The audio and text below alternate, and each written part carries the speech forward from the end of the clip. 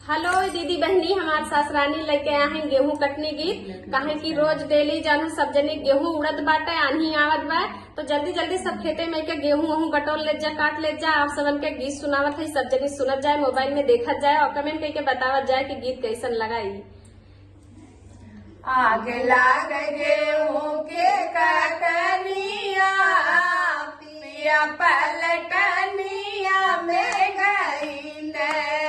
आग लाग गेहूं के कटनिया, पिया पलटनिया में गई ने। आग लाग गेहूं का कटनिया, पिया पलटनिया में गई ले। जब से पिया पलटनिया में गई ले, जब से पिया पलटनिया में गई ले। ससुर भरावे हमसे पनिया, पिया पलटनिया में गई ले। ससुर भरावे हमसे पनिया, पिया पलटनिया में गई ले।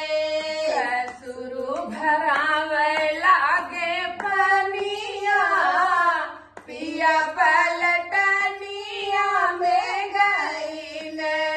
ससुर भरावे लागई पनिया, पिया पलटनिया में गई ले। लाग गेहुआ के कटनिया, पिया पलटनिया में गई ने। आगे लागे गेहुआ के कटनिया, पिया पलटनिया में गई ले। जब से पिया पलटनिया में गई ले, जब से पिया पलटनिया में गई ले। जेठऊ बनावे नौकरनिया, पिया पलटनिया में गई ने। जेठऊ बनावे नौकरानिया, पिया पलटनिया में गई ले। जेठऊ बनावे नौकरनिया, पिया पलटनिया में गई ले। आग लाग गेहुआ के कटनिया, पिया पलटनिया में गई ले। जब से पिया पलटनिया में गई ले, जब से पिया पलटनिया में गई ले। देवरो निरे खई मोर बदनिया, पिया पलटनिया में गई ले। देवरु निहारै मोर बदनिया, पिया पलटनिया में गई ले। देवरो निरे खई मोर बदनिया, पिया पलटनिया में गई ले।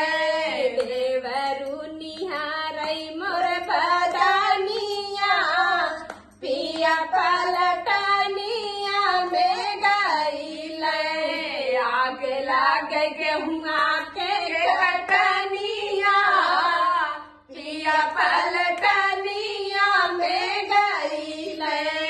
आग लाग गेहुआ के कटनिया, पिया पलटनिया में गई ले। ई गाना बहुत पुराना है भैया, हमार दादी माँ गावत रही, तो एक फुल आवाज करके सुनिया। अपन माने ढेर सारा प्यार आशीर्वाद दिया और सपोर्ट जरूर करया। हम तीनों लोग इतना परेशान हो चुकी बाटी ने यूट्यूब पे आई के। सब कहा था कि इतना इतना डॉलर मिले, एको ना मिलत बाटे।